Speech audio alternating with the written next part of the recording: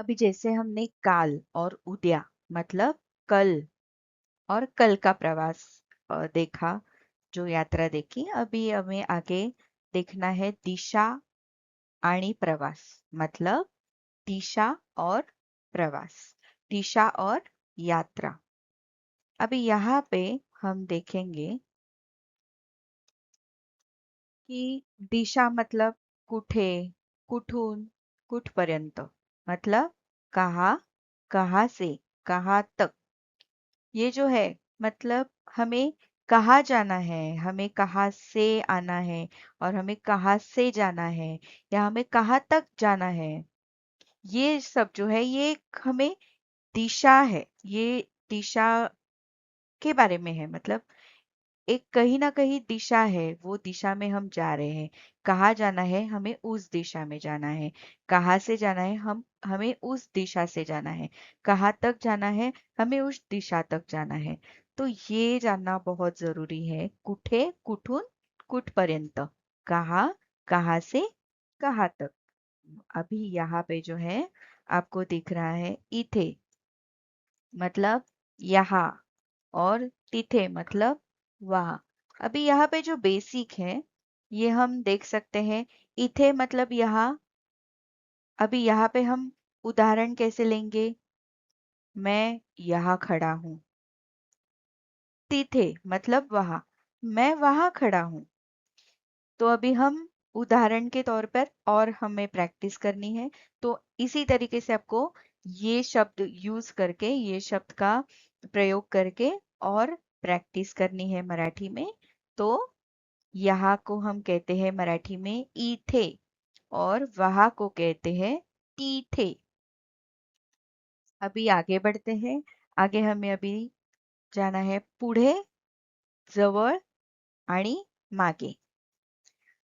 तो आगे, पास और पीछे मतलब मागे। पास मतलब जवळ। अभी यहाँ पे भी आपको ध्यान से जो शब्द का प्रयोग करना है वो है ळ।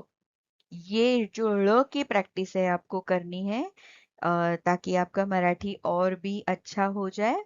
तो ळ, जवळ और पास मतलब पास और आगे, आगे मतलब पुढे और मागे मतलब पीछे। अभी अगर कोई यात्री या फिर रास्ते से जाने वाले कोई भी व्यक्ति आपको बोल रहा है मागे गे मतलब उसका मतलब है पीछे लो, पीछे लो। तो आपको समझना है कि मागे गे। और अगर आपको किसी को बताना है कि पीछे लो, तो आपको मराठी में कहना है मागे घे, मागे घे। जवळपास, जवळ मतलब पास में। अगर आपको किसी को बताना है कि मैं आपके लोकेशन के पास पहुंचा हूं, तो आपको कैसे कहना है? मी तुमच्या लोकेशन जवळ पोहोचलोय, मी मॉल जवळ पोहोचलोय, मी दुकानाजवळ पोहोचलोय। ऐसे वाक्य को हमें हर बार मराठी में प्रैक्टिस करनी है। अभी यहाँ पे है आगे मतलब पुढे। अगर आपको कोई बोल रहा है पुढे गे मतलब इसका मतलब क्या है? आगे लो। आपको अगर किसी को बोलना है तो आपको मराठी में कैसे बोलना है? पुढे जा किंवा पुढे घे। घे मतलब रिक्शा पुढे घे, घे मतलब लो, ले। तो ये जो है आपको अच्छे से इसकी प्रैक्टिस करनी है। पुढे, जवळ, मागे। आगे बढ़ते हैं। कुठे मतलब कहाँ, कुठून मतलब कहाँ से, कुठपर्यंत मतलब कहाँ तक। अभी यहाँ पे जायचं आहे, जाना है ये फिक्स है। मतलब कुठे जायचं आहे, कुठून जायचं आहे, कुठपर्यंत जायचं आहे। आपको व्यक्ति यात्री को पूछना है कुठे जायचंय। जैसे ही रिक्शा रुकती है, ऑटो रुकाता है कोई, तो आपको यात्री को पूछना है कुठे जायचं आहे और कुठून जायचं आहे। मतलब अगर आपको रास्ता रास्ता पता नहीं है तो आपको यात्री को मराठी में पूछना है कुठून जायचं आहे? कुठपर्यंत जायचं आहे? तो यात्री अगर आपको पूछ रहा आपको बता रहा है कि मुझे मॉल में जाना है, तो आपको वहां पूछना है कि मॉल तक मतलब कहाँ पर जाना है. तो मराठी में आप कैसे पूछेंगे? कुठपर्यंत जायचं आहे?